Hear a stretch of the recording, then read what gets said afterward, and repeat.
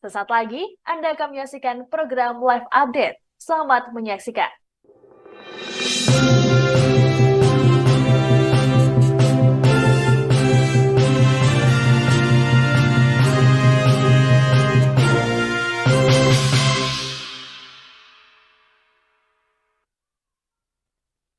Halo Tribuners, Anda sedang menyaksikan live update siang Tribunnews edisi Jumat 14 Juni 2024. Hari ini akan kami sajikan informasi terkini dari berbagai daerah di Indonesia. Bersama saya Adila Risna, kita jelang live update siang selengkapnya. Tribuners, kasus pengeroyokan yang menewaskan siswa MTS di Situbondo, Jawa Timur, mulai disidangkan di Pengadilan Negeri Situbondo pada Kamis 14 Juni 2024. Adapun sidang perdana di ruang Cakra 1 dengan 9 orang terdakwa, terduga pelaku pengeroyokan itu dilakukan secara virtual dan berlangsung tertutup. Diketahui sidang dengan agenda pembacaan didakwaan oleh Jaksa Penuntut Umum atau JPO dipimpin Ketua Majelis Hakim IGD Karang Anggayasa dan mendapat pengamanan puluhan personel kepolisian Resort Situbondo. Terkait hal itu, informasi selengkapnya akan disampaikan langsung oleh rekan wartawan Tribun Jatim Timur. Izzy Hartono, silakan untuk laporan lengkapnya. Baik, rekan Adila, dapat kami laporkan dari Situbondo kasus pengeroyokan yang menewaskan siswa MTS di Situbondo, Jawa Timur mulai disidangkan di Pengadilan Negeri Situbondo. Sidang perdana di ruang Cakra 1 dengan 9 orang terdakwa terduga pelaku pengeroyokan itu dilakukan secara virtual dan berlangsung secara tertutup.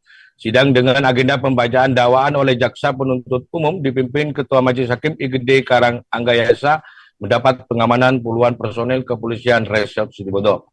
Tak hanya itu, jalannya persidangan yang dimulai sekitar pukul 10 WIB menjadi perhatian puluhan keluarga korban yang ikut menyaksikan jalannya persidangan tersebut.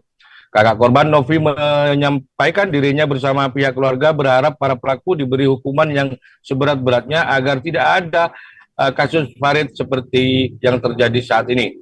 Novi mengaku kedatangan dirinya bersama seluruh keluarga untuk mengawal dan melihat secara langsung jalannya persidangan di Pengadilan Negeri Situbondo. Karena yang bersangkutan yang menjadi korban merupakan adik kandung dirinya.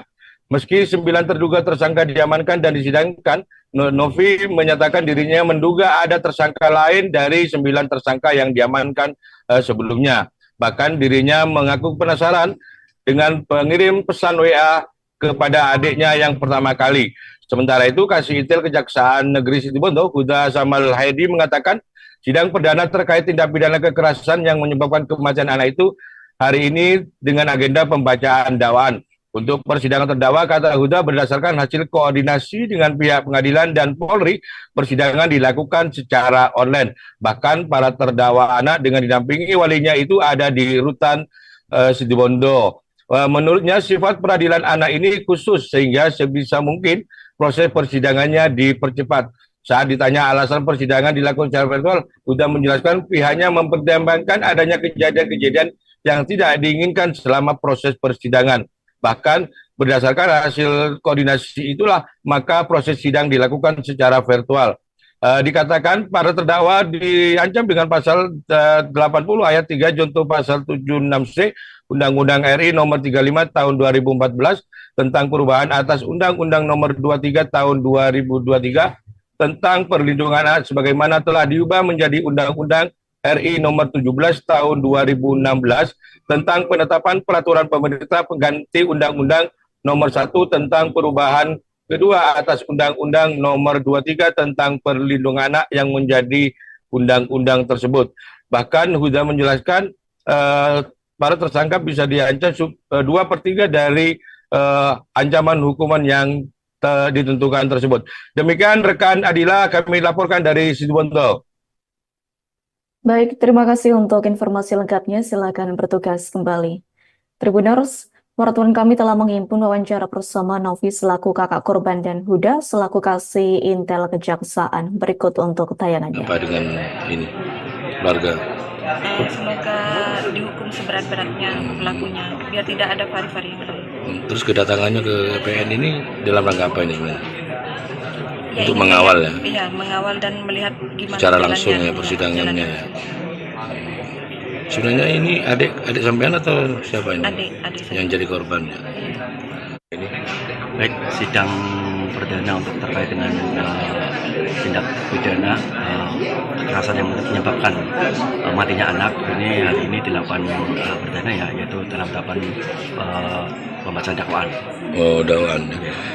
Untuk tersangka ini sidangnya virtual atau gimana? Terdakwa ya, dan Ya. untuk terdakwa kita berdasarkan koordinasi dengan pihak pengadilan maupun dari pihak Polri, kita lakukan melalui sidang online, di mana terdakwa anak ya, terdakwa anak berada di posisi di rutan Situbondo beserta walinya ya, karena anak ini kan harus didampingi sama wali di rutan, sementara jaksa serta penasihat hukum dan hakim di sini. Ini Saksinya pun nanti hadir di sini. Iya. Saksi. Ini kasusnya dipercepat atau gimana persidangannya? Bukan dipercepat ya, karena sifat daripada peradilan anak itu khusus ya, jadi tidak ada itu. Tapi sesuai dengan itu nanti kita akan bisa mungkin kita percepat. Ya. Alasan virtual apa sebenarnya? Jadi begini, seperti yang sudah saya jelaskan tadi, terkait dengan alasan virtual itu kita mempertimbangkan kejadian-kejadian yang tidak diinginkan, sehingga berdasarkan harus koordinasi dengan pihak kepolisian dan kemudian untuk pengadilan. Jadi untuk sidang ini kita laksanakan secara virtual. Ya, untuk dakwaannya didakwa pasal berapa ini? Untuk dakwaannya itu didakwakan pasal 80 ayat 3 Jungto pasal 76C Undang-Undang Republik Indonesia nomor 35 tahun 2014 tentang perubahan atas Undang-Undang nomor 23 tahun 2022 tentang perlindungan anak, sebagaimana telah diubah dengan Undang-Undang Republik Indonesia nomor 17 tahun 2016 tentang penetapan peraturan pemerintah pengganti Undang-Undang nomor 1 tahun 2016. Tribuners perairan Kecamatan 10 Kabupaten Bangkalan memakan korban setelah 2 buah perahu asal Kabupaten Gresik berisikan 16 orang dihempas cuaca buruk, yakni pada Selasa 11 Juni 2024 sekira pukul 23.00 WIB. Sebanyak 7 orang dinyatakan hilang dan 1 orang ditemukan tewas mengambang, serta 8 orang lainnya selamat. 1 orang tewas ditemukan nelayan Bangkalan setelah tubuhnya mengapung tidak jauh dari salah satu lokasi rig atau anjungan pengeboran lepas pantai di perairan Kecamatan 10. Terkait hal itu, informasi selengkapnya akan disampaikan langsung oleh rekan wartawan Tribun Madura. Ahmad Faisal Edo, silakan untuk laporan lengkapnya. Baik rekan Adila, Tribuners, selamat siang. Perairan sepanjang garis pantai utara kota Kabupaten Bangkalan Madura sedang menjadi perhatian personel gabungan Satpol Air Polres Bangkalan, Satpol Air Polres Gresik hingga tim SAR Surabaya setelah 8 orang yang diduga sebagai pencari besi tua asal Kabupaten Gresik dilaporkan hilang pada Selasa 11 Juni 2024 sekitar pukul 23.00 waktu Indonesia Barat. Sementara 8 orang lainnya ditemukan dalam kondisi selamat. Dari 8 orang yang hilang, 1 orang diantaranya ditemukan oleh nelayan dalam kondisi tubuh sudah mengapung tidak jauh dari rig atau anjungan pengeboran migas lepas pantai atau offshore Kecamatan 10 pada Kamis 13 Juni 2024 kemarin sekitar pukul 12.00 waktu Indonesia Barat. Kasatpol Air Polres Bangkalan Ibtu Muarif dalam keterangannya mengungkapkan jasad yang ditemukan mengapung tersebut atas nama Naharuddin Syafaq, warga Kabupaten Gresik. Muarif menduga bahwa jasad pria tersebut merupakan salah seorang dari para pencari besi tua yang jenazahnya sempat dibawa ke Puskesmas 10 untuk dilakukan visum. Muarif menjelaskan awalnya Satpol Air Polres Bangkalan mendapatkan informasi dari Satpol Air Gresik bahwa ada 2 perahu berisikan 16 orang pencari besi tua yang mengalami musibah di salah satu anjungan migas di perairan lepas pantai antara Kecamatan Kelampis dan Kecamatan 10. Data awal yang kami himpun berkaitan dengan identitas 7 orang yang masih hilang. 2 diantaranya disebutkan berasal dari Desa Blandongan, Gresik. Keduanya adalah Gopek dan Aris. Sementara identitas 5 korban hilang lainnya disebutkan berasal dari Kroman, Kabupaten Gresik. Mereka adalah Moul, Wawan, Haris, Lutfi, dan Oji.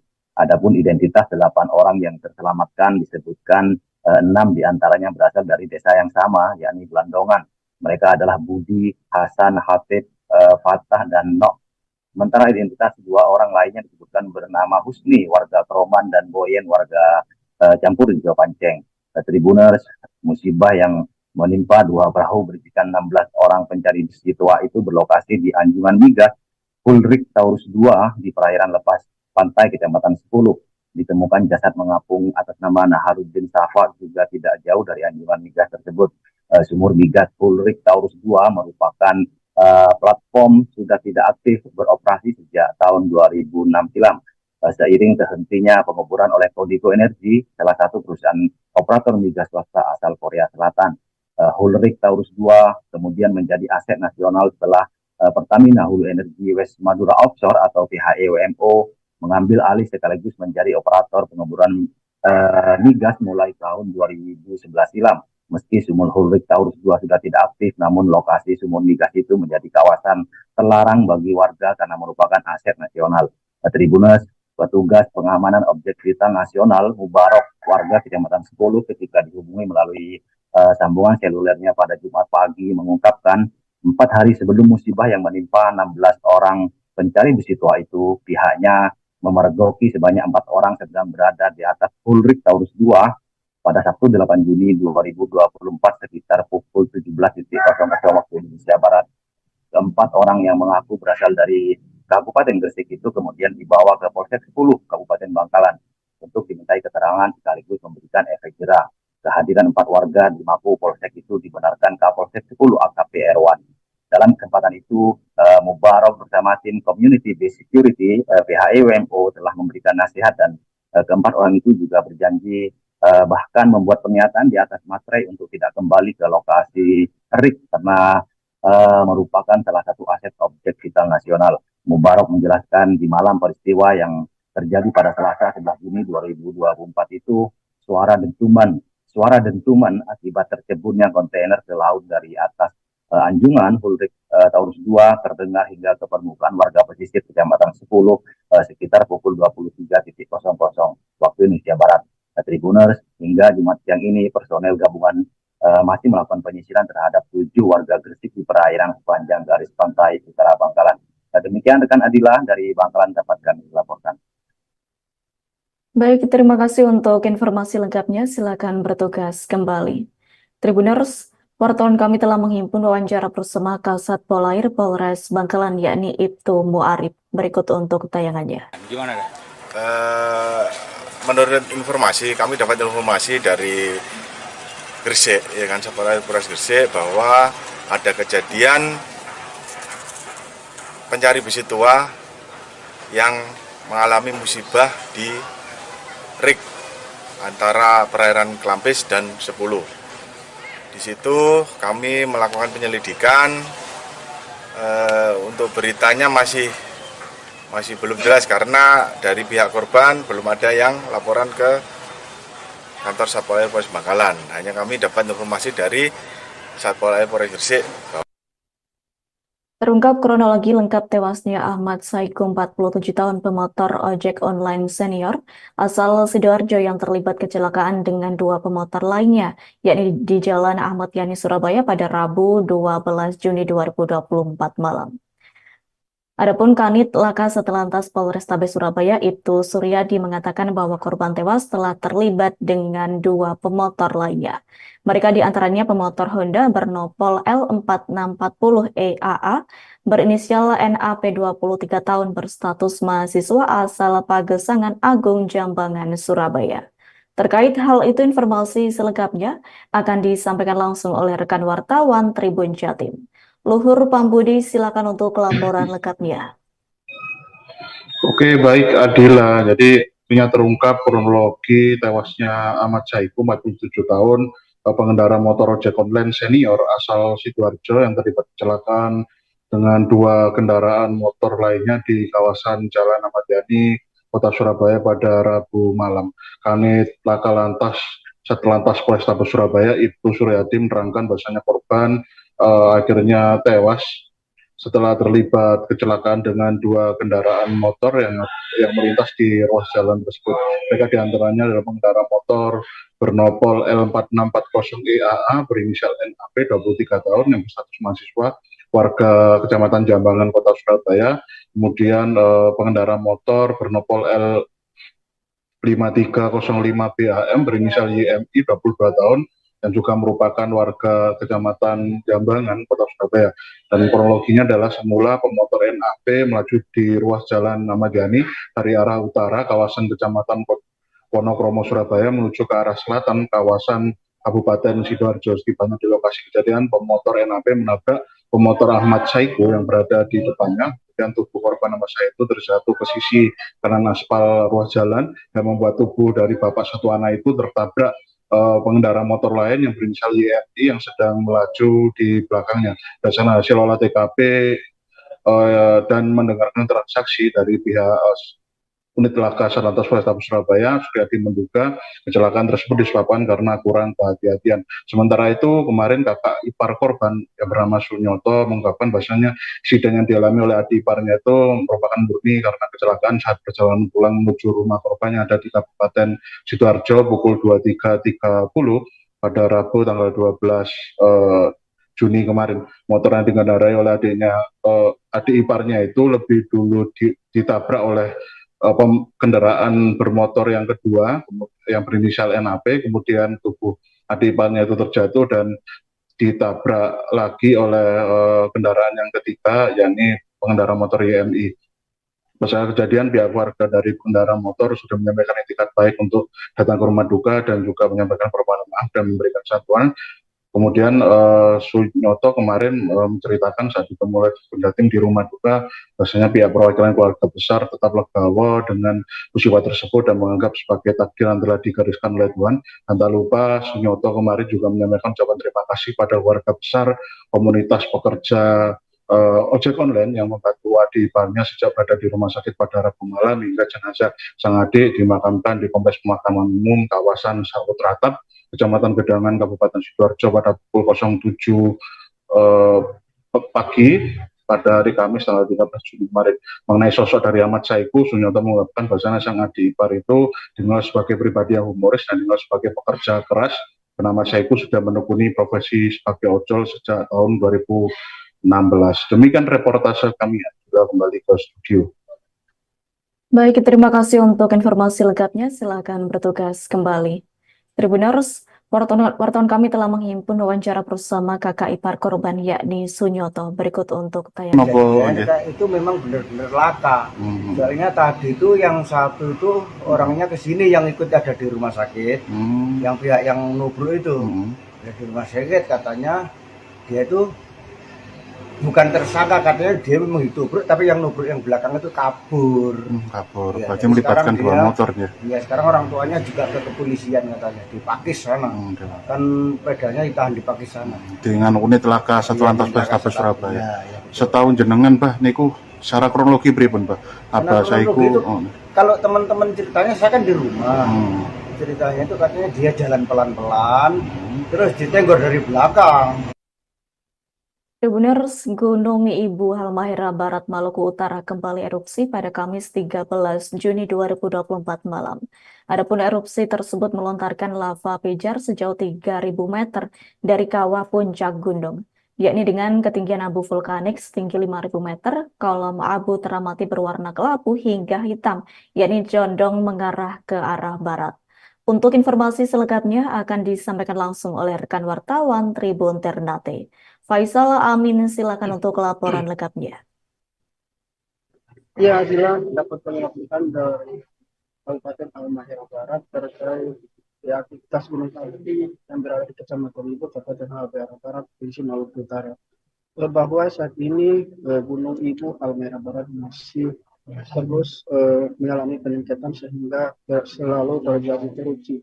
Dan yang terakhir, erupsi terjadi pada Kamis malam pada pukul 11 waktu Indonesia Timur, dan erupsi tersebut melontarkan lava pijar sejauh 3 km dan juga kolom abu teramati setinggi 5 meter yang mengarah ke arah utara.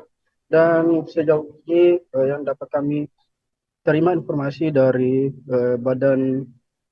maksud kami dari BNPB maupun BPD Halmahera Barat, saat ini gunung itu masih berstatus level 4 sehingga warga yang berada di lereng gunung itu dihimbau agar tidak beraktivitas di radius 4 km dan juga berluasan sekitar hingga 7 km.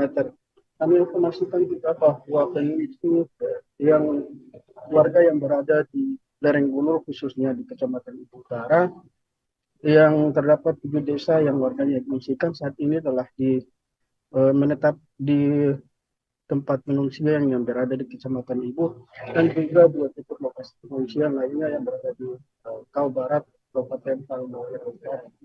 Dan pada tanggal 13 Mei kemarin terdapat juga ada rapat evaluasi terkait dengan perpanjangan masa tanggap darurat bencana erupsi Gunung Ibu Halmahera Marat, dan sesuai dengan kesepakatan ataupun hasil rapat saat ini masa tanggap darurat erupsi Gunung Ibu Kabupaten Halmahera Barat diperpanjang hingga 1 pekan ke depan, di mana setelah sebelumnya pada bulan Mei kemarin masa tanggap darurat diperpanjang hingga tanggal 13 Juni kemarin, dan saat ini juga yang dapat kami mendapat informasi dari pihak BPBD, para pengungsi yang berada di beberapa titik pengungsi yang ada di Kecamatan Ibu saat ini mendapat tempat yang layak dan juga pelayanan dari pihak BPBD maupun dari TNI yang berada di lokasi pengungsian.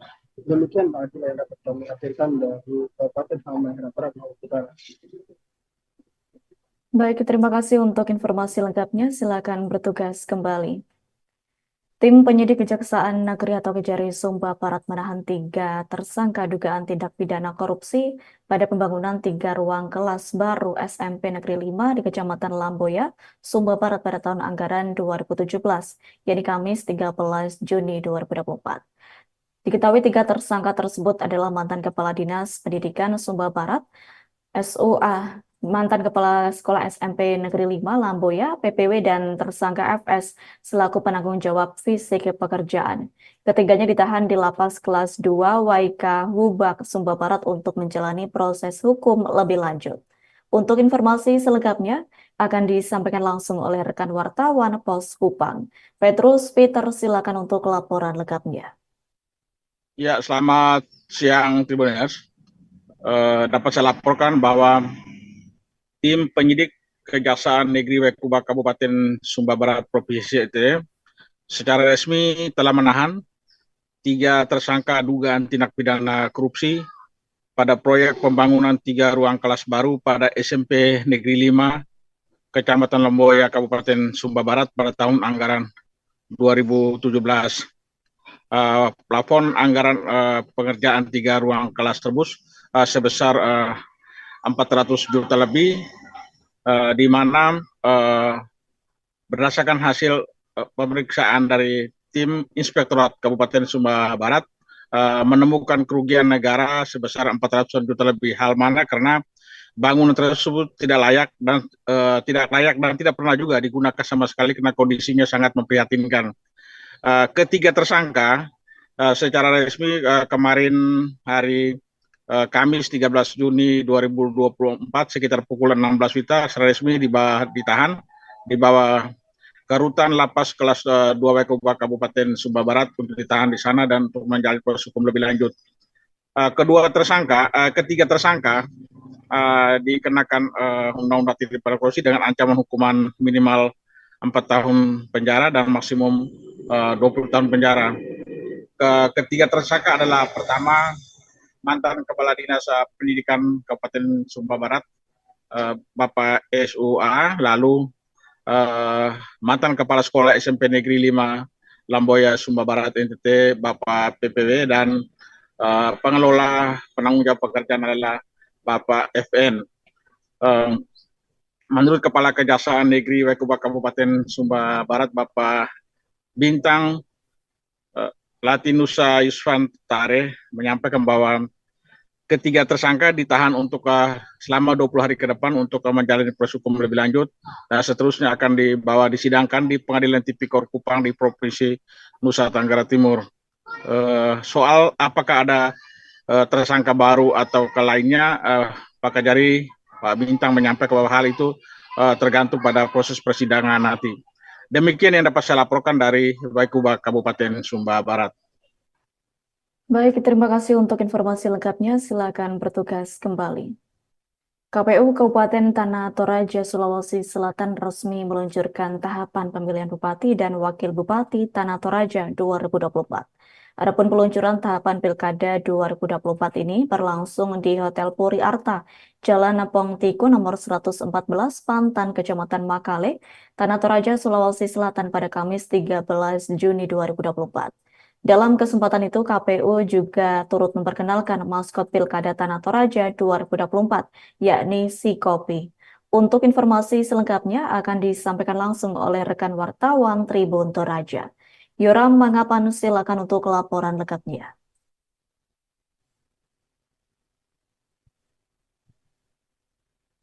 Ya baik rekan di studio.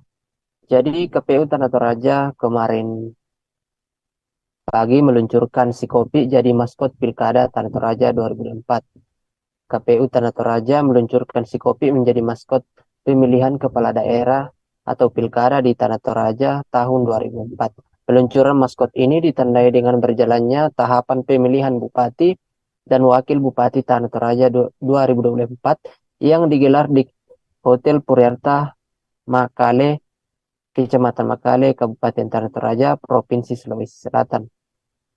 Ketua KPU Tanah Toraja Berti Paluangan menyampaikan, pada Pilkada 2024, maskot yang diluncurkan adalah Kopi, disebut si Kopi, yang memiliki singkatan dari kredibilitas, optimisme, profesionalis, dan integritas. Kopi adalah singkatan yaitu kredibilitas, optimisme, dan integritas yang diharapkan menciptakan pilkada yang aman dan damai. Pilkada 2024 melibatkan semua elemen dan stakeholder yang memiliki peran penting, serta mengajak instansi maupun organisasi untuk bekerja sama melaksanakan agar pilkada sukses digelar. Jajaran KPU dan staf sekretariat KPU Tanah Toraja mengatakan bahwa Tuhan menolong kita semua dalam tujuan sukseskan pilkada ini. Hari peluncuran ini juga bersamaan dibukanya pendaftaran Pantarli atau PPDP. Berti berharap tamu yang hadir dapat membantu KPU dalam mensosialisasikan pendaftaran ke masyarakat dan bersama-sama menyukseskan pilkada melalui tahapan yang berjalan. Peluncuran pilkada ini dihadiri oleh Forkopimda Tanah Toraja, tokoh agama, tokoh masyarakat, pengurus partai politik, kepala OPD terkait, dan jajaran organisasi kepemudaan serta anggota PPKC Tanah Toraja serta tamu undangan lainnya. Ketua KPU Tanah Toraja Berti Paluangan mengatakan, saya berterima kasih kepada kehadiran semua yang terlibat hari ini. Kami bersyukur di tengah kesibukan bisa menyempatkan hadir dan mengikuti rangkaian acara peluncuran tahapan pemilihan Bupati dan Wakil Bupati Tanah Toraja 2024. Demikian yang saya laporkan, kembali ke studio. Baik, terima kasih untuk informasi lengkapnya. Silakan bertugas kembali. Tribuners, wartawan kami telah menghimpun wawancara bersama Berti Paluangan selaku Ketua KPU Tanah Toraja. Berikut untuk tayangannya. Apa maksudnya?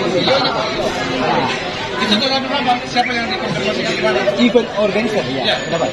Maksud saya, apakah ini menggunakan anggaran KPU atau bagaimana? Oh, tentunya anggaran KPU.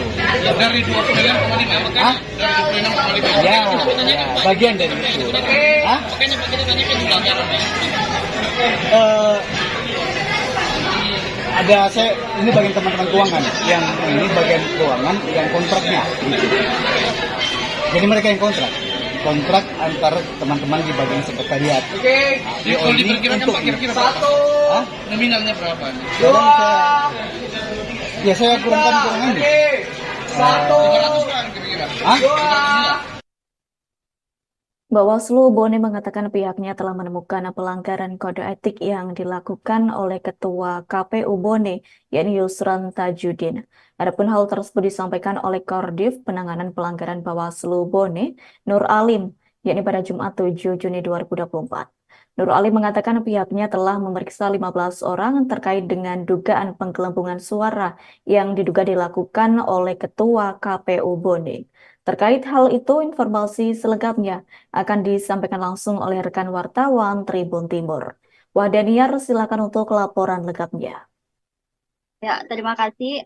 Badan Pengawas Pemilihan Umum Bawaslu Kabupaten Bone mengatakan pihaknya telah menemukan pelanggaran kode etik yang dilakukan oleh Ketua KPU Kabupaten Bone, yakni Yusran Tajudin. Hal tersebut diungkapkan oleh Koordinator Penanganan Pelanggaran Bawaslu Kabupaten Bone, Nur Ali. Nur Ali mengatakan pihaknya telah memeriksa 15 orang terkait dugaan penggelembungan suara yang dilakukan oleh Ketua KPU Bone.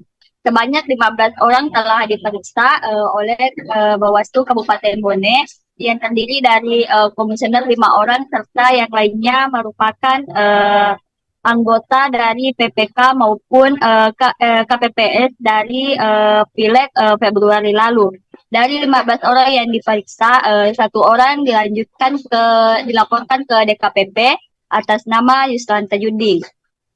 Ia mengungkapkan pemeriksaan tersebut dalam pemeriksaan tersebut ditemukan pelanggaran kode etik yang dilakukan oleh Saudara Yusran Tajudin. Adapun jenis pelanggaran kode etik ialah terjadi apabila keberpihakan salah satu peserta pemilu bersikap partisipan dan tidak memperlakukan peserta pemilu secara adil maupun setara. Hal tersebut telah diatur dalam Peraturan DKPP Nomor 2 Tahun 2017 tentang Kode Etik dan Pedoman Perilaku Penyelenggara Pemilihan Umum. Baiklah, saya kembalikan kepada host. Baik, terima kasih untuk informasi lengkapnya. Silakan bertugas kembali. Tribuners, wartawan kami telah menghimpun wawancara bersama Ketua Bawaslu Bone, yakni Alwi. Berikut untuk tayangannya. Karena itu sudah ruangnya masuk ke DKPP, kami tidak kapasitas untuk menanggapi sanksinya. Tetapi pada intinya kami sudah menyimpulkan bahwa dari hasil penelusuran kita itu terdapat dugaan pelanggaran kode etik. Dan insya Allah besok tim dari Bawaslu Kabupaten Bone sudah berangkat ke Jakarta untuk menyerahkan dokumen. Lalu ada 1 jam yang lalu. 1 jam yang lalu. Ya, kami melakukan pleno untuk menetapkan hasil atau kesimpulan daripada penelusuran yang kita lakukan, dan kami berpendapat di Bawaslu Kabupaten Bone bahwa terdapat dugaan pelanggaran kode etik. Terdapat dugaan pelanggaran kode etik.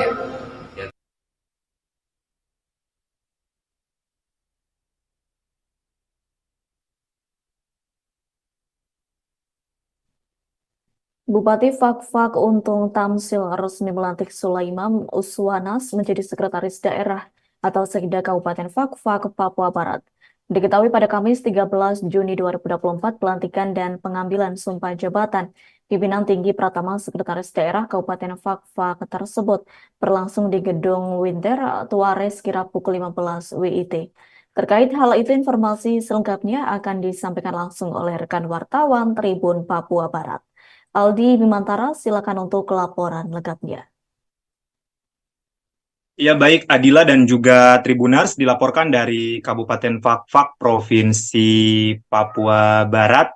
Bupati Fakfak Untung Tamsil telah resmi melantik Sulaiman Uswanas menjadi Sekretaris Daerah Sekda Kabupaten Fakfak, Provinsi Papua Barat. Adila dan juga Tribunars, berdasarkan pantauan kami pada Kamis 13 Juni 2024 kemarin, pelantikan dan pengambilan sumpah jabatan pimpinan tinggi Pratama Sekretaris Daerah Kabupaten Fakfak ini berlangsung di Gedung Winter Tuares sekira pukul 15.00 waktu Indonesia Timur.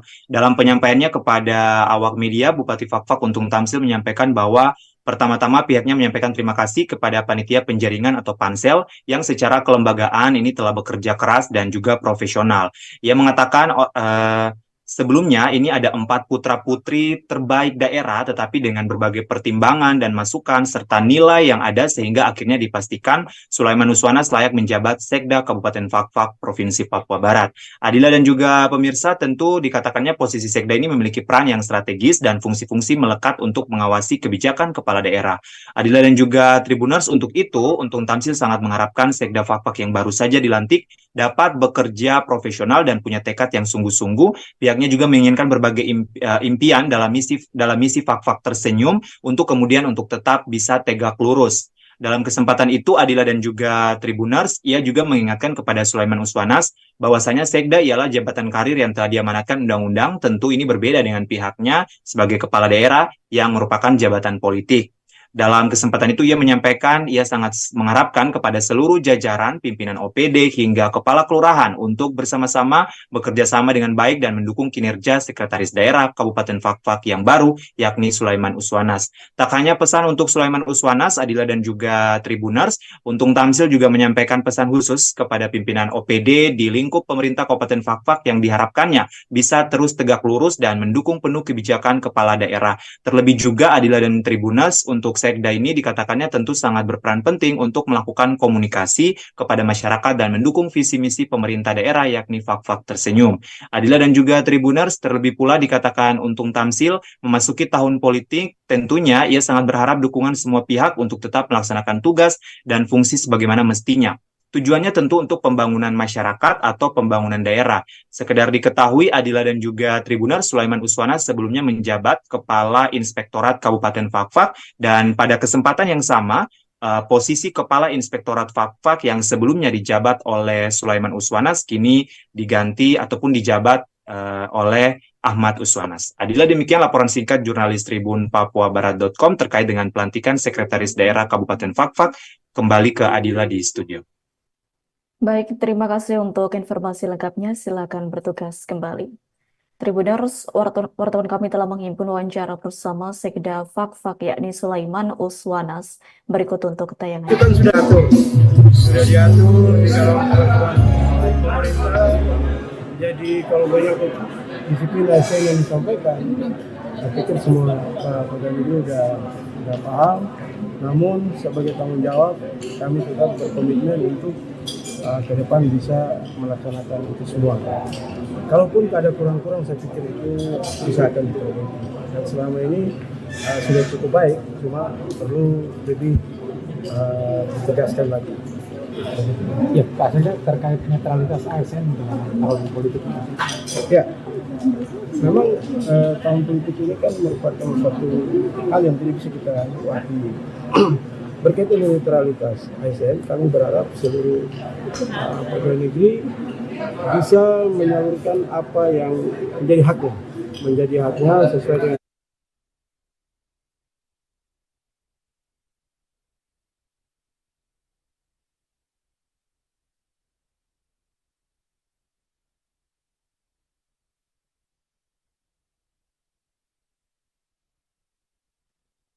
Tribuners, penjabat Gubernur Gorontalo Muhammad Rudi Salahuddin berkunjung ke Kabupaten Bualemo. Adapun rombongan PJ Gubernur Gorontalo tiba di rumah penjabat Bualemo, yakni sekira pukul 9 WITA pada Kamis 13 Juni 2024. PJ Bupati Serman Morido bersama organisasi perangkat daerah atau OPD turut menyambut kedatangan Rudi Salahuddin. Untuk informasi selengkapnya akan disampaikan langsung oleh rekan wartawan Tribun Gorontalo. Nawir Islim, silakan untuk laporan lengkapnya. Ya baik, Adila, terima kasih. Selamat siang Tribuners. Benar sekali bahwasanya penjabat Gubernur Gorontalo Muhammad Rudi Salahuddin datang berkunjung ke Kabupaten Bualemo. Rudi bersama 3 rombongan mobil dan 1 patwal tiba di rumah penjabat Bupati Bualemo dan disambut oleh PJ Bupati Bualemo yakni Serman Morido bersama jajaran OPD pada pukul 9 waktu Indonesia Tengah pada hari Kamis 13 Juni 2024. Menurut pantauan Tribun Gorontalo.com, Rudi dan istri menggunakan pakaian adat Gorontalo yakni karao yang berwarna hijau army. Penjabat gubernur serta istri juga dipakaikan selendang khas karao ataupun khas Bualemo Dan juga saat memasuki pelantaran rumah penjabat Bupati Bualemo, Rudi disambut oleh adat Mayuru untuk menyambut Baate ataupun pimpinan tertinggi. Diketahui ini adalah kali pertama Rudi menginjakan kaki di Kabupaten Bualemo. Adapun agenda yang akan dilakukan oleh penjabat Gubernur Gorontalo yakni melakukan adat penyambutan dan mopo tilolo sebelum melaksanakan tugas di Pemprov Gorontalo. Penjabat Bupati Bualemo, Serman Moridu, juga akan memperkenalkan Kabupaten Bualemo kepada penjabat Gubernur Gorontalo. Adapun tanggapan dari Serman Moridu selaku penjabat Bupati Bualemo, ia mengatakan bahwasanya nantinya penjabat gubernur akan diperkenalkan lebih mengenai Kabupaten Bualemo itu sendiri, dikarenakan penjabat gubernur Rudi belum terlalu mengenal situasi geografis dan juga tata kelola yang ada di Provinsi Gorontalo, khususnya di Kabupaten Bualemo. Dikarenakan juga, kata Serman, Bualemo memiliki segudang kekayaan alam, jadi ia akan memperkenalkan lebih kepada penjabat gubernur yang baru untuk memperkenalkan wisata-wisata alam serta berbagai macam fasilitas yang ada di Kabupaten Bualemo itu sendiri. Dan juga Tribuners diketahui bahwasanya Rudi ataupun penjabat gubernur Gorontalo tidak begitu lama di Kabupaten Bualemo karena ia sendiri hanya mendapatkan waktu selama 2 jam lebih di Kabupaten Bualemo dan langsung terbang ke Jakarta untuk melakukan agenda yang lainnya. Dan baik, mungkin itu saja ya yang bisa kami laporkan pada siang hari ini. Kembali ke studio. Baik, terima kasih untuk informasi lengkapnya. Silakan bertugas kembali. Tribuners, tim dosen dan mahasiswa Fakultas Kedokteran Universitas Surabaya memberikan pelatihan pertolongan pertama pada kegawat daruratan oleh orang awam pada siswa SMK Kesehatan Surabaya, yakni pada Kamis 13 Juni. Diketahui kegiatan tersebut merupakan pengabdian kepada masyarakat 5 dosen FK Ubaya. Ketua tim Dr. Ardian mengatakan bahwa pelatihan yang diberikan pada siswa itu dilakukan selama setahun, yakni dengan tujuan agar siswa bisa menjadi fasilitator dalam pemberian pelatihan tersebut. Untuk informasi selengkapnya akan disampaikan langsung oleh rekan wartawan harian Surya. Sulfi Sofiana, silakan untuk laporan lengkapnya. Ya, saya laporkan dari Kota Surabaya. Terima kasih Ardila. Dalam pelatihan yang diikuti sekitar 300 siswa kelas 10 dan 11 ini, siswa diajarkan 5 materi kegawat daruratan, yaitu bantuan hidup dasar, bantuan untuk orang tersedak, pembidaian saat patah tulang kaki dan tangan, irigasi mata yang mengalami trauma dan luka, dan juga transportasi korban yang mengalami kecelakaan. Nah, pada pelatihan ini merupakan proyek awal dari tim dosen FK Ubaya untuk melakukan pengabdian masyarakat secara terus-menerus dengan memberikan edukasi di tingkat siswa menengah agar bisa memberikan pertolongan kegawat daruratan yang dilakukan oleh orang awam.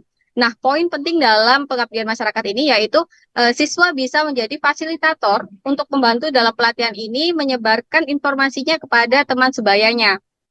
Dan hal ini direspon positif oleh pihak sekolah yang mengungkapkan pelatihan tersebut terbilang belum secara masif diberikan di sekolah kesehatan Kota Surabaya ini karena di situ tenaga pengajarnya berkisar hanya di tingkat keperawatan, sementara untuk pelatihan kegawat daruratan harus diberikan oleh dokter yang bersertifikasi. Demikian saya laporkan Ardila, kembali ke studio. Baik, terima kasih untuk informasi lengkapnya. Silakan bertugas kembali. Tribuners, wartawan kami telah menghimpun wawancara bersama Ketua Tim Dr. Ardian Prima Wardana dan Kepala SMK Kesehatan yakni Yani Citra Beauty. Berikut untuk tayangan. Kita mengadakan kegiatan pelatihan penanganan pertolongan pertama pada kegawatan untuk orang awam yang kita berikan pada siswa SMK. Pelatihan ini kita lakukan dalam durasi 1 tahun. Tujuannya adalah kita mampu melatih siswa untuk mampu menjadi fasilitator dalam kegiatan pelatihan ini. Kali ini kita sudah mendapatkan beberapa siswa yang mampu melakukan menjadi fasilitator dan kegiatan.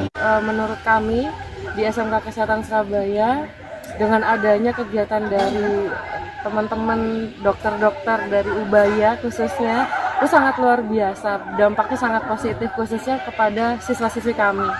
Mulai dari pembelajaran baru, khususnya pada penanganan kedaruratan gitu kan ya, karena kan kami memang terbatas untuk informasi tersebut. Nah, dari dokter-dokter langsung menerapkan praktek ke anak-anak, pengalamannya sangat luar biasa. Bahkan anak-anak sangat antusias mengikuti semua rangkaian kegiatannya dari awal sampai akhir. Nah, ketika dokter pulang, bahkan mereka menagih lagi kapan ada kegiatan seperti ini. Tribuners Polres Lombok Barat, Nusa Tenggara Barat berhasil menuntaskan operasi Jaran 2024 dengan prestasi gemilang, yakni dalam operasi yang berlangsung selama 14 hari, terhitung sejak 27 Mei hingga 9 Juni 2024. Aparat kepolisian berhasil mengungkap 46 kasus kejahatan, yakni termasuk 38 kasus baru dan 8 kasus hasil pengembangan dengan 57 tersangka diamankan. Untuk informasi selengkapnya akan disampaikan langsung oleh rekan wartawan Tribun Lombok. Rozi Anwar, silakan untuk laporan lengkapnya. Oke, terima kasih Adila dan Tribuners. Kemarin di tanggal 13 hari Kamis, tepat di bulan Juni 2024, Polres Lombok Barat, Nusa Tenggara Barat berhasil menuntaskan operasi Jaran 2024 prestasi gemilang. Dalam operasi yang berlangsung selama 14 hari terhitung 27 Mei hingga 9 Juni 2024, aparat kepolisian berhasil mengungkap 46 kasus kejahatan, termasuk 38 kasus baru dan 8 kasus hasil pengembangan dengan 57 tersangka di mana diamankan. Untuk diketahui Adela dan Tribuners, Kapolres Lombok Barat AKBP Bagus Nyoman Gede Junaidi mengungkapkan operasi ini difokuskan pada pemberantasan tindak pidana 3C, yaitu pencurian dengan pemberatan, terus curat, pencurian dengan kekerasan, curas, dan pencurian kendaraan bermotor, curanmor. Dari 46 kasus yang diungkap, 27 kasus tersebut, 27 kasus merupakan curat dengan 39 tersangka, 4 kasus curas dengan 4 tersangka, dan 15 kasus curanmor dengan 14 tersangka. Kemudian Kapolres mengatakan operasi Jaran 2024 ini merupakan komitmen kami dalam menjaga keamanan dan ketertiban masyarakat di wilayah Lombok Barat. Kami tidak akan memberikan ruang bagi pelaku kejahatan untuk bereaksi, tegas Junaidi sampaikan akrab Kapolres. Dalam operasi ini untuk diketahui oleh Adela dan Tribuners, polisi juga berhasil menangkap 3 target operasi yang menjadi buronan, masing-masing 1 orang dari kasus curas, dan curanmor. Selain itu, 54 tersangka lainnya merupakan pelaku non-TO yang berhasil diidentifikasi dan ditangkap berkat kerja keras aparat kepolisian, serta informasi dari masyarakat.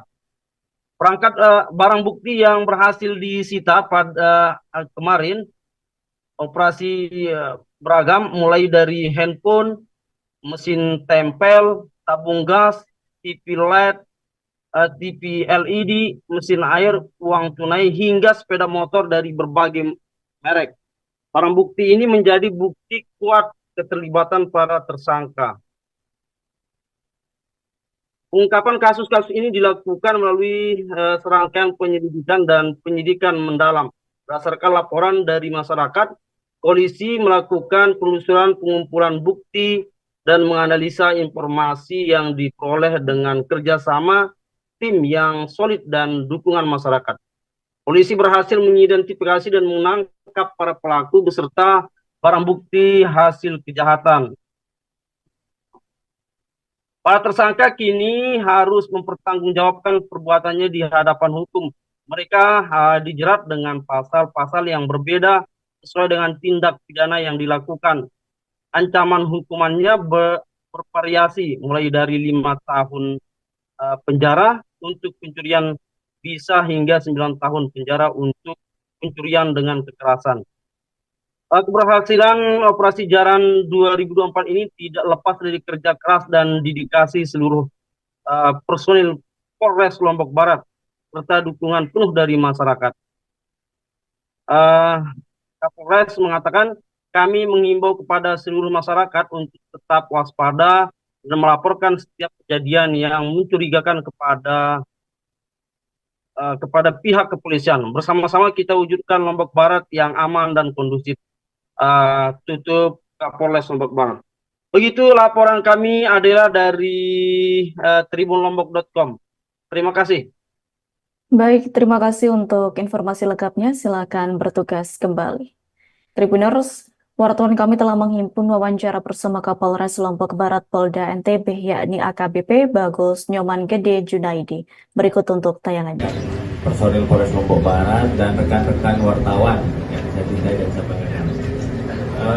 Hari ini Polres Lombok Barat akan melaksanakan siaran pers dalam rangka Operasi Jaran Rinjani 2024. Untuk diketahui bahwa operasi ini kita laksanakan selama 14 hari, yaitu mulai dari tanggal 27 Mei sampai dengan 9 Juni 2024. Sasaran kita pada operasi ini adalah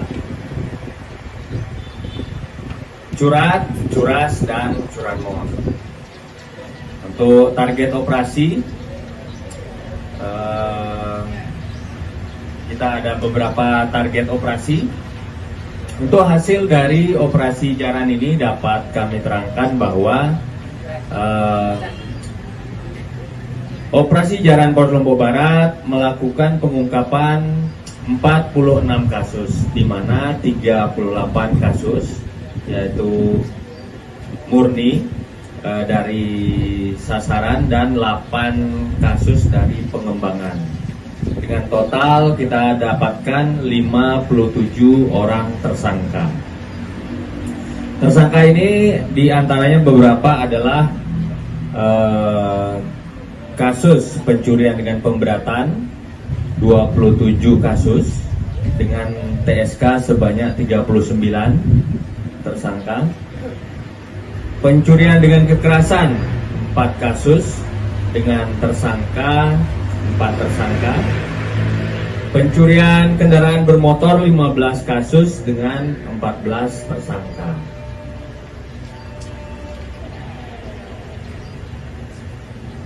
Baik, dapat kami terangkan juga barang bukti yang berhasil disita, yaitu yang pertama adalah barang bukti dari hasil pencurian dengan pemberatan, di mana Tribuners, menjelang perayaan Hari Raya Idul Adha 2024, harga daging sapi di Palangkaraya dilaporkan turun.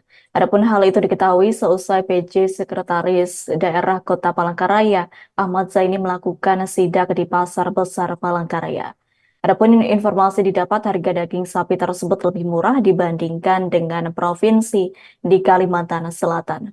Untuk informasi selengkapnya akan disampaikan langsung oleh rekan wartawan Tribun Kalteng. Anita, silakan untuk laporan lengkapnya. Ya, baik Adila, terima kasih dan selamat siang Tribuners dimanapun Anda berada. Benar bahwa jelang perayaan Hari Raya Idul Adha 2024, harga daging sapi di Palangkaraya cenderung menurun. Hal ini terpantau dari Pasar Besar Palangkaraya dengan harga sapi yang turun sehingga menjadi kabar gembira bagi masyarakat yang ingin membelinya. Saat dilakukan daging sapi di Pasar Besar cenderung menurun. Informasi ini dilakukan atau diinformasikan sesaat setelah dilakukan sidak, dan Haji PJ Sekda Kota Palangkaraya Ahmad Zaini menyampaikan bahwa daging sapi di Kota Palangkaraya cenderung lebih murah bahkan dari provinsi tetangga yakni Kalimantan Selatan. Menurut data yang diperoleh pada sidak tersebut adalah harga daging sapi di Pasar Besar Kota Palangkaraya berada di kisaran Rp139.000 hingga Rp140.000 per kilogramnya. Zaini menjelaskan bahwa fenomena ini terjadi karena mendekati perayaan Hari Raya Idul Adha, di mana kecenderungan terjadi penurunan harga. Sambutan positif juga datang dari Kepala Kantor Wilayah Bulog Kalimantan Tengah Budi Cahyanto yang membenarkan penurunan harga tersebut.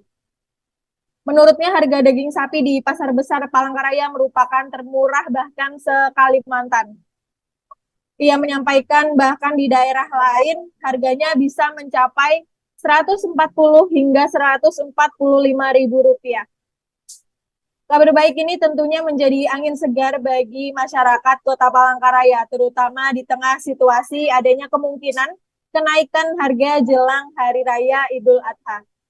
Harga daging sapi yang lebih terjangkau diharapkan dapat membantu meringankan beban ekonomi keluarga, terutama dalam menyambut perayaan Hari Raya Idul Adha yang semakin dekat. Namun di balik kabar baik ini, Zaini juga menegaskan pentingnya bagi para penjual untuk menjaga transaksi jual beli yang berjalan normal. Informasi yang diperoleh menunjukkan bahwa transaksi jual beli hingga kini masih berjalan dengan lancar. Diharapkan juga penurunan harga daging sapi ini tidak hanya memberikan manfaat ekonomi, namun juga mempererat tali silaturahmi kebersamaan di antara masyarakat yang merayakan. Baik, Adila, kembali ke studio. Baik, terima kasih untuk informasi lengkapnya. Silakan bertugas kembali. Tribuners, ratusan warga Tarakan memadati lokasi Gerakan Pangan Murah atau GPM untuk berburu sembako murah yang dijualkan di beberapa instansi yang dilibatkan di halaman Masjid Al-Ma'arif Kota Tarakan, yakni pada Kamis 13 Juni 2024. Diketahui di lokasi, yakni terdapat kegiatan pembelian harga beras SPHP, ada juga beras premium, kemudian terdapat penjualan daging ayam beku, sayur bawang putih, hingga cabai. Terkait hal itu, informasi selengkapnya akan disampaikan langsung oleh rekan wartawan Tribun Kaltara. Andi Pausia, silakan untuk laporan lengkapnya. Ya, baik rekan, terima kasih. Selamat siang Tribuners, bersama saya Andi melaporkan dari Kota Tarakan, Provinsi Kalimantan Utara. Ya benar, ratusan warga Tarakan membadati lokasi Gerakan Pangan Murah dalam rangka berburu sembako murah tepatnya di halaman Masjid Al-Ma'arif di Jalan Yosudarso Kota Tarakan pada hari Kamis tanggal 13 Juni 2024 kemarin. Salah seorang warga yang sempat saya wawancarai, yakni Ibu Dia yang beralamat di Sebengkok, mengakui bahwa ia sendiri mengetahui ada GPM di Jalan Yosudarso melalui WhatsApp group. Lalu ia pun melakukan persiapan menuju lokasi, dan ia juga mengakui bahwa di GPM pagi hingga siang kemarin ia berburu telur, di mana harga telur yang didapatkan sekitar 65.000 per piringnya. Jika dibandingkan dengan di pasaran sendiri, harga telur bisa mencapai 72.000 per piring. Lalu ia juga mendapatkan gula di dalam kegiatan GPM sebesar 16.000 per kilogram. Padahal kalau di pasaran menurutnya harganya sekitar 18.000 per kilogram, sehingga ada selisih lebih murah 2.000 per kilogram di acara GPM pagi hingga siang kemarin. Ia juga mengakui bahwa memang sebenarnya kenaikan harga di pasaran, harga bahan pokok sudah terjadi sejak awal tahun kemarin, kemudian makin melonjak di Idul Fitri, lalu kemudian harganya tidak stabil sampai menjelang Idul Adha. Ia berharap kondisi ini pemerintah bisa membantu memberikan subsidi harga agar masyarakat yang membutuhkan bahan pokok, apalagi menjelang hari-hari besar, bisa terpenuhi kebutuhannya. Lalu saya juga mewawancarai Bapak PJ Wali Kota Tarakan, Bapak Dr. Bustan. Ia mengakui dan membenarkan bahwa untuk gerakan pangan murah ini sebenarnya digelar Bapanas bersama Pemprov Kaltara, Pemkot Tarakan, tim TPID, kemudian Bulog Tarakan, Pertamina, KPWI, Bank Indonesia Provinsi Kaltara, Pelni, Perumda, dan instansi lain yang tak dapat disebutkan satu persatu. Dikatakan Bapak PJ Wali Kota Tarakan, Dr. Bustan, gerakan pangan murah ini sendiri sebagai salah satu bentuk upaya untuk melakukan kolaborasi dan bersinergi dalam pengendalian inflasi yang ada di Kota Tarakan. Meskipun saat ini terpantau sejak dari Maret sampai sekarang inflasi Kota Tarakan masih berada di bawah nasional dan provinsi dan masih terbilang aman. Lalu ia juga menyampaikan bahwa memang saat gerakan pangan murah ini juga ditujukan untuk masyarakat karena sebentar lagi akan dilaksanakan Idul Adha sehingga masyarakat membutuhkan bahan pokok untuk ketersediaan untuk digunakan di momen Idul Adha nanti. Termasuk juga tetap menjaga kondisi inflasi menjelang Idul Adha atau hari besar. Sehingga dalam hal ini pemerintah perlu melakukan intervensi pasar, salah satunya melalui pemberian subsidi. Adapun pemberian subsidi ini sendiri diperkirakan sekitar 10-12% kontribusi yang diberikan, yang dianggarkan. Lalu dalam hal ini ia juga membenarkan bahwa memang beberapa pekan terakhir komoditas pangan sudah mengalami kenaikan seperti misalnya bawang merah, bawang putih, daging ayam ras, telur ayam ras, dan beberapa bahan pokok lainnya. Ia berharap kegiatan pangan murah ini adalah bentuk pemerintah hadir di tengah masyarakat dalam rangka membantu agar bisa mendapatkan komoditas dengan harga yang lebih terjangkau dan tetap bisa terjaga inflasinya di daerah. Demikian rekan, saya melaporkan dari Kota Tarakan, Provinsi Kalimantan Utara. Baik, terima kasih untuk informasi lengkapnya. Silakan bertugas kembali. Tribuners, wartawan kami telah menghimpun wawancara bersama Ibu Dia selaku warga Tarakan dan Dr. Bustan PJ Wali Kota Tarakan. Berikut untuk tayangannya. 23. Oh, kalau di sini 65 tadi. ada perbedaan berapa ribu tuh Bu ya? Berapa? Enggak tahu aku menghitung. 8.000 kayaknya. Lumayan ya. Kesini sama siapa Bu? Sendiri ya. Apa aja yang dibelanja tadi? Telur, tomat, cabai. Ya. Kalau telur satu piringnya berapa? 3 ini. Ukuran yang besar, jumbo. Tahu saya juga langsung aja beli. Selain itu bawang ada? Barusan beli kemarin. Jadi yang selain telur apa lagi? Apa? Gula. Gula berapa? Tadi pagi gerakan pangan murah. Yang jelas pertama-tama saya lebih dahulu memberikan apresiasi yang setinggi-tingginya kepada semua unsur, ya, baik tim pengendalian inflasi daerah, instansi vertikal, Perumda, kawan-kawan pengusaha asosiasi, dan masyarakat Tarakan yang ikut serta mensukseskan ya, lancar. Dinas Pendidikan dan Kebudayaan Papua Barat Daya menggelar lomba Olimpiade Olahraga Siswa Nasional, yakni tingkat SD, SMP, dan SMK sederajat se-Papua Barat Daya pada Kamis 13 Juni 2024. Ketua Panitia Penyelenggara Sefnat Isir mengatakan bahwa pelaksanaan lomba tersebut terdiri dari LKS, OSN, dan FL2SN jenjang SD, SMP, dan SMA, SMK. Terkait hal itu, informasi selengkapnya akan disampaikan langsung oleh rekan wartawan Tribun Sorong. Aldi Tamye, silakan untuk laporan lengkapnya. Terima kasih rekan host Adila. Ya, saya laporkan dari Sorong. Panitia penyelenggara Sefnat Isir membawa pelaksanaan lomba ini terdiri dari LKS, OSN, dan FL2SN jenjang SD sampai tingkat SMA, SMK.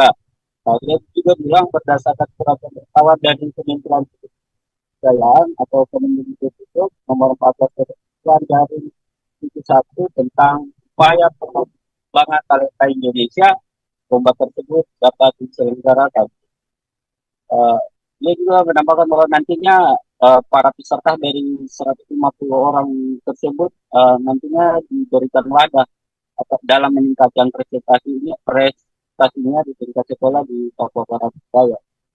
Dia juga mengatakan bahwa OSN tingkat tingkat dilaksanakan di 4 kabupaten di wilayah Papua Barat Daya, diantaranya Kabupaten Sorong, Kota Sorong, Kabupaten Sorong Selatan, dan Kabupaten Rajangan 4.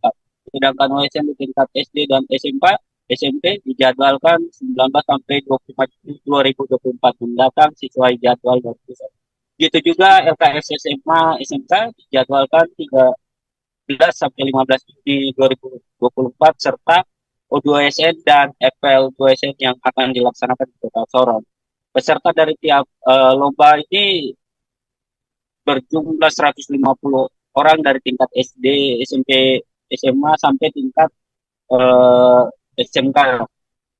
Dia juga berharap adanya lomba tersebut dapat mencari bibit unggul membawa nama Papua Barat Daya dalam kancah nasional maupun internasional untuk mewakili Papua Barat Daya. Demikian host Adila dapat saya kabarkan dari Kota Sorong, Papua Barat Daya. Baik, terima kasih untuk informasi lengkapnya. Silakan bertugas kembali.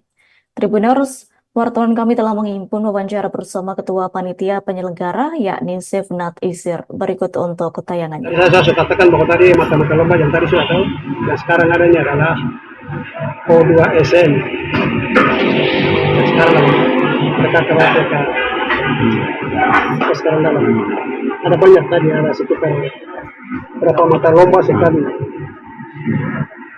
yang akan dilaksanakan oleh para anak-anak yang dari tempat ini, dan penyelenggaraan itu dari kami dari Provinsi Papua Barat. Kemudian harapan terakhir Bapak. Harapan kami kepada para siswa-siswi yang akan bertanding, ya, mengharapkan supaya mereka akan menang untuk maju ke tingkat nasional. Ini bibit-bibit berprestasi yang akan kami mempersiapkan untuk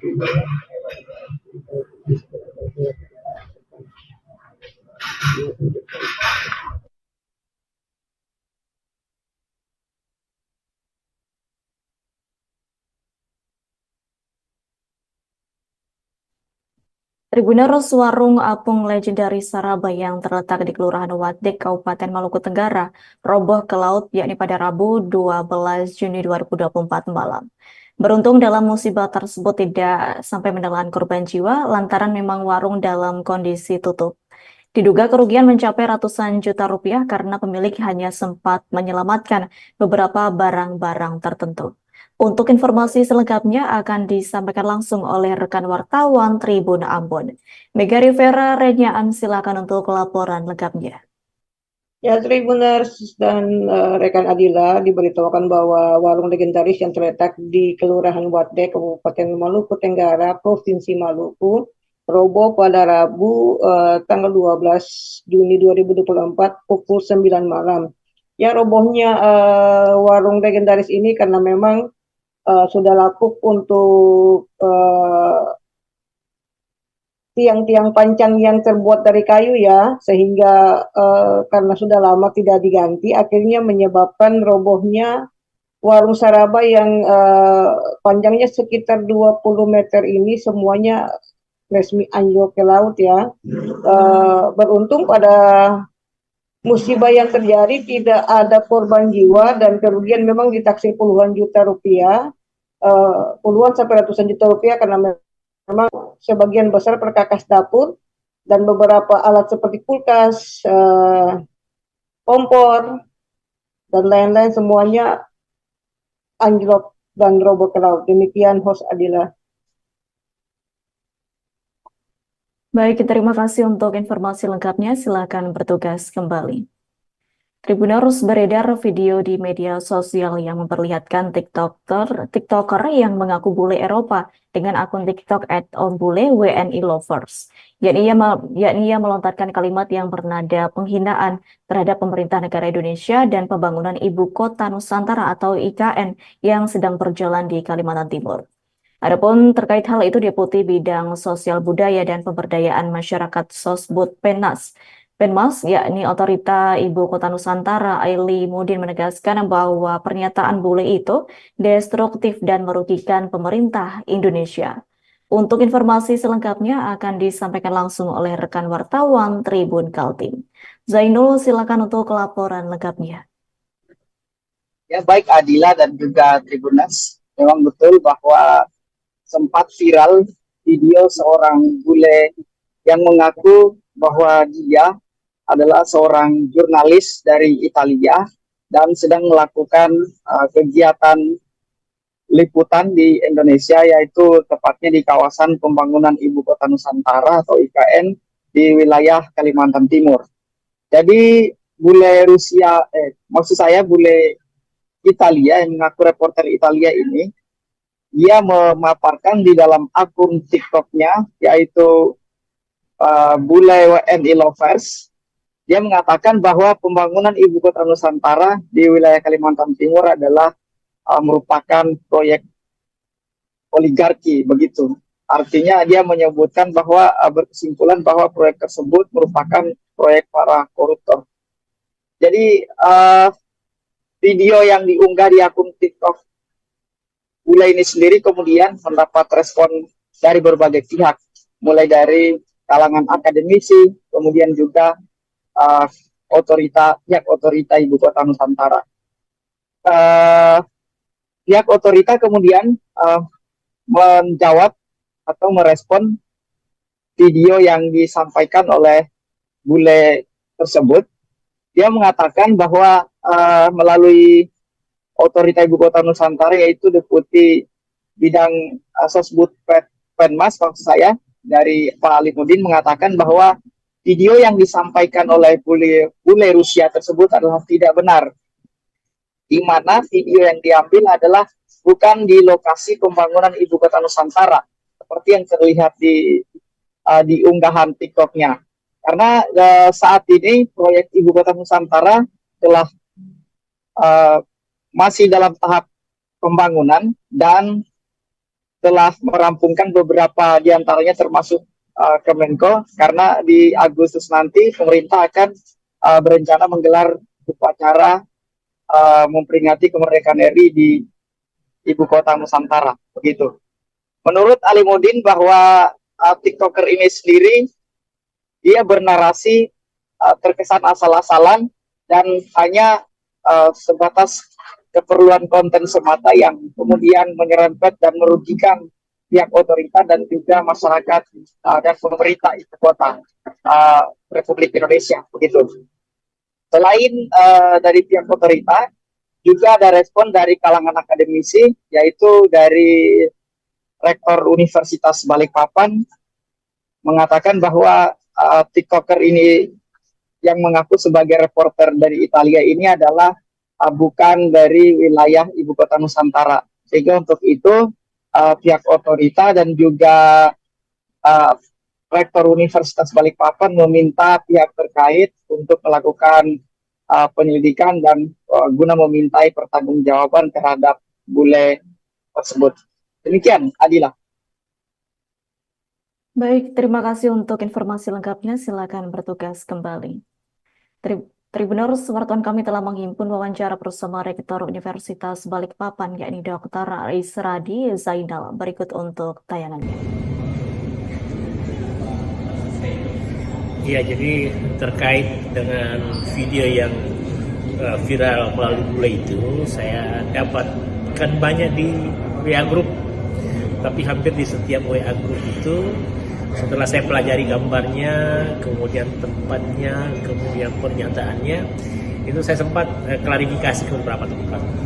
Yang pertama, saya meyakini bahwa tempat itu bukan di IKN. Karena saya sering ke IKN, saya tidak melihat tempat seperti itu. Ya kan? Nah, itu.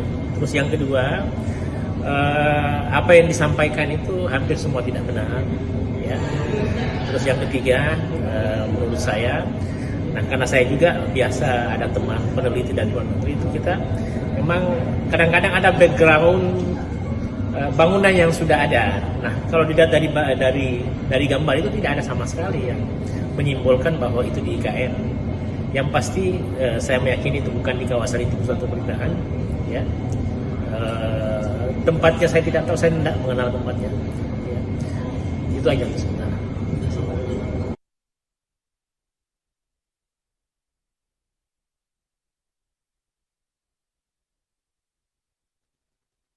Tribuners Polres Kediri memusnahkan barang bukti lebih dari 2,9 ton benih kacang panjang atas kasus pelanggaran perlindungan varietas tanaman atau PVT pada Kamis 13 Juni. Pemusnahan tersebut digelar di lapangan indoor Mapolres Kediri dan dihadiri langsung oleh perwakilan dari PT Agri Makmur Pertiwi, yakni sebagai pemegang hak PVT sekaligus pelapor. AKP Fauzi mengatakan bahwa berdasarkan keterangan dari pelapor, pihak PT Agri Makmur Pertiwi, oknum yang memperdagangkan benih dengan hak PVT miliknya adalah perusahaan dari Yogyakarta. Untuk informasi selengkapnya akan disampaikan langsung oleh rekan wartawan Tribun Mataraman. Lutfi Husnika, silakan untuk laporan lengkapnya. Tribuners, Polres Kediri didampingi oleh perwakilan dari PT Agri Makmur Pertiwi melakukan pemusnahan barang bukti berupa 2,9 ton lebih benih kacang panjang di lapangan indoor Mapolres Kediri pada Kamis 13 Juni 2024 kemarin. Benih kacang panjang yang dimusnahkan merupakan barang bukti dari tindak pidana perlindungan varietas tanaman atau PVT yang sebelumnya telah dilaporkan oleh PT Agri Makmur Pertiwi sebagai pemegang hak PVT. Di mana benih kacang panjang jenis MP ini diperjualbelikan atau diperdagangkan dengan merek dagang lain tanpa seizin PT Agri Makmur Pertiwi sebagai pemegang hak PVT. Untuk wilayah kabupaten sendiri, merek yang banyak dijumpai adalah merek Genjah dan Tali Jiwo. Pemusnahan barang bukti ini sekaligus untuk mengedukasi masyarakat bahwa pelanggaran hak PVT ini memiliki nilai hukum, di mana pelanggarnya bisa terancam pidana penjara maksimal 7 tahun dan denda maksimal 2,5 miliar rupiah. Akan tetapi untuk kasus penyalahgunaan hak PVT pada kali ini tidak berlanjut ke ranah persidangan atau berakhir damai dengan restoratif justice. Demikian yang dapat saya sampaikan dari lapangan, saya kembalikan ke studio. Kronologinya bahwasanya dari PT Agri Makmur Pertiwi ini kurang lebih ya, tahun lalu ya, tahun 2023 itu menemukan adanya peredaran benih di beberapa tempat dan terkhususnya di Kabupaten Kediri, wilayah hukum Polres Kediri. Peredaran benih kacang panjang jenis MP yang sejatinya adalah pemilik hak PVT-nya adalah milik PT Agri Makmur Pertiwi, namun diperdagangkan, diedarkan dan diklaim. Pagi semuanya, salam sejahtera untuk kita semua. Di sini saya mewakili jajaran direksi, staf dan seluruh karyawan PT Agri Makmur Pertiwi selaku pemilik hak PVT sertifikat perlindungan varietas tanaman nomor 0359 garis miring PVT PPVT garis miring S garis miring 2015 tertanggal 30 Desember 2015 tercatat atas nama PT Agri Makmur Pertiwi, jenis tanaman kacang panjang nama varietas Pertiwi. Ratusan aparatur sipil negara atau ASN pemerintah Kota Bitung sulut unjuk rasa di depan kantor wali kota dan DPRD Bitung pada Kamis 13 Juni 2024. Adapun masa aksi merupakan ASN tenaga kesehatan dari RSUD Bitung, guru dan dari puluhan perangkat daerah lingkup Pemkot Bitung. Dalam aksinya ada 5 tuntutan utama yang disuarakan, yakni menggunakan pengeras suara yang terpasang di mobil truk kontainer. Terkait hal itu, informasi selengkapnya akan disampaikan langsung oleh rekan wartawan Tribun Manado. Christian Wayongkere, silakan untuk laporan lengkapnya. Selamat siang Tribuners dan rekan Adila. Baik, dapat kami laporkan terkait dengan aksi unjuk rasa ratusan aparatur sipil negara atau ASN di lingkungan pemerintah Kota Bitung yang berasal dari beberapa unit kerja dan perangkat daerah yang ada di Kota Bitung menuntut pembayaran gaji Honor dan PTT. Mereka menyampaikan aspirasi mereka di depan kantor Wali Kota Bitung, Jalan Samratulangi Bitung, dan di kantor DPRD Kota Bitung di gedung C, yang diterima oleh beberapa perwakilan wakil rakyat atau beberapa perwakilan pimpinan dan anggota DPRD. Seperti yang disampaikan Adila tadi, tuntutan mereka tidak jelas. Ada beberapa poin yang mereka cantumkan dalam sebuah spanduk besar yang dipasang di mobil kontainer yang merupakan mobil komando dari aksi demo tersebut. Dari beberapa keterangan yang disampaikan oleh orator seperti Noldi Kalengkongan, aparatur sipil negara di Satpol PP, dan juga mantan sekretaris Bawaslu Kota Bitung, dia menampik kalau aksi yang mereka lakukan kemarin itu syarat dengan muatan atau ada dugaan disusupi unsur-unsur politik, seperti yang disampaikan oleh pemerintah Kota Bitung, menduga dan mencurigai ada muatan-muatan politik di balik aksi tersebut karena pihak pemerintah Kota Bitung sudah memiliki atau mengantongi sejumlah bukti sejumlah bukti yang mengarahkan bahwa aksi itu ada boncengan dari pihak-pihak yang ingin dan sengaja menjatuhkan ke pemerintahan Wali Kota Bitung Insinyur Muhammad Mandiri MM. Bahkan pemerintah Kota Bitung sudah melakukan memanggil atau memberikan tindak lanjut dengan menyurat ke kepala perangkat daerah yang jajarannya atau yang ASN-nya mengikuti aksi unjuk rasa pada hari Kamis kemarin. Dan sekali lagi Noldi Kalengkongan menegaskan ini bukan satu di antara ASN yang melakukan demo, ini bukan ada unsur politik, namun pemerintah Kota Bitung berjanji akan melakukan upaya tindakan dan sanksi bagi mereka yang melakukan aksi demo karena sudah sesuai dengan ketentuan dan aturan yang berlaku terkait dengan apa yang dilakukan oleh para ASN. Dan terkait dengan pembayaran THR, gaji dan PPP yang menjadi tuntutan para demonstran, pemerintah itu menyampaikan masih dalam proses karena ada beberapa skala prioritas yang tahun ini diambil dari anggaran pemerintah daerah Kota Bitung, yaitu untuk pilkada dan kemarin pemilu, sehingga harus mengorbankan beberapa poin-poin pembayaran yang mungkin dampaknya seperti yang dirasakan oleh para ASN yang melakukan aksi demo. Dan aksi demo berakhir dengan aman dan kondusif dengan pengawalan ketat dari Satpol PP Kota Bitung, Disub Kota Bitung, dan kepolisian Polres Bitung. Dan pada aksi itu demonstran menyerahkan tuntutan mereka secara resmi kepada Dewan Perwakilan Rakyat Daerah, dan para ASN yang melakukan demo mengancam jika apa yang tuntutan mereka tidak dikabulkan akan kembali melakukan aksi yang sama dengan jumlah yang lebih banyak. Dan informasi dari DPRD, apa yang menjadi aspirasi dari para ASN ini akan ditindaklanjuti pekan depan. Dan terinformasi juga aksi ini tidak dilakukan atau tidak diikuti oleh pionir-pionir atau yoker-yoker para ASN yang memang benar-benar sudah menyatakan atau sudah menyiaratkan untuk tidak mendukung ke pemerintahan saat ini.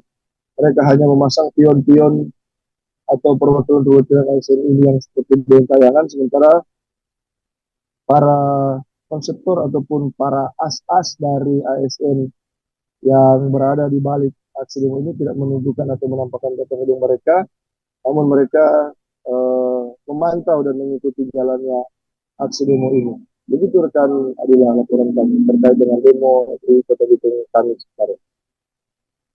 Baik, terima kasih untuk informasi lengkapnya. Silakan bertugas kembali.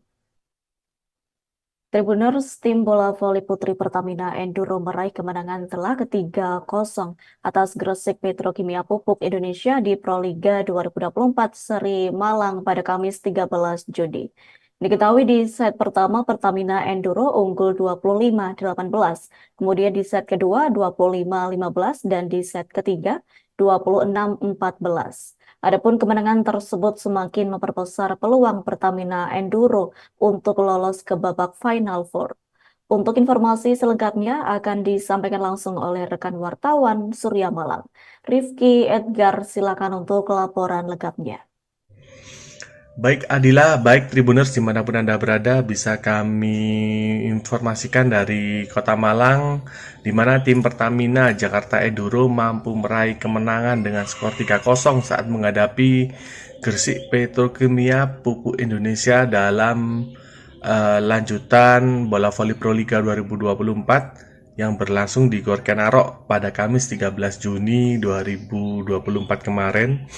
Dan tim bola voli putri Pertamina Enduro ini mampu unggul terlebih dahulu pada set pertama, yaitu dengan skor 25-18, lalu di set kedua 25-15 dan juga di set ketiga 26-14. Dan kemenangan ini semakin memperlebar langkah dari tim putri Pertamina Enduro ini untuk melaju ke babak Final Four. Mengingat nantinya di pertandingan selanjutnya pada hari Minggu tepatnya tim bola voli putri Pertamina Enduro ini akan menghadapi Livin Mandiri. Dan meskipun tim Pertamina Enduro ini meraih kemenangan, namun menurut pelatih Jakarta Pertamina Enduro yaitu Eko Waluyo mengatakan bahwa masih ada beberapa kesalahan yang dilakukan oleh anak asuhnya dalam pertandingan kemarin, dan hal ini yang akan dievaluasi untuk ke depan agar dapat menyapu bersih 2 poin yang dipertandingkan untuk seri Malang ini. Karena memang Jakarta Pertamina Enduro sendiri selaku tuan rumah memang menargetkan untuk dapat meraih poin penuh saat bertanding di Malang. Sementara itu pelatih Gresik Petrokimia Pupuk Indonesia Rizko Herlambang tidak menyangka kalau timnya ini kalah dengan skor 3-0, dan dalam press conference yang dilakukan seusai pertandingan kemarin dia juga menyinggung soal mental bertanding para pemain. Menurutnya meskipun timnya ini tidak lolos dalam Final Four nanti, namun dia tetap ingin anak asuhnya ini bermain dengan fight agar dapat meraih kemenangan sampai bola voli Proliga 2024 ini berakhir. Dan mungkin seperti itu informasi yang bisa kami sampaikan dari Kota Malang, dan di hari ini juga ada beberapa pertandingan bola voli Proliga ini, dan kembali ke studio. Baik, terima kasih untuk informasi lengkapnya. Silakan bertugas kembali. Tribuners, informasi tadi sekaligus menutup jumpa kita dalam live update siang hari ini. Saya Adila Risna beserta kru yang bertugas pamit undur diri. Terima kasih dan sampai jumpa.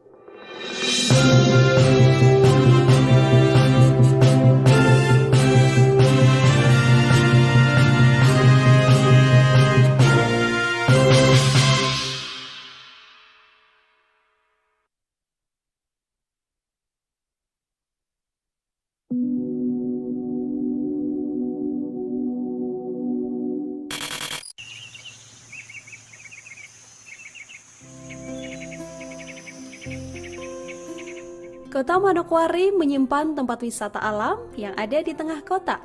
Seperti misalnya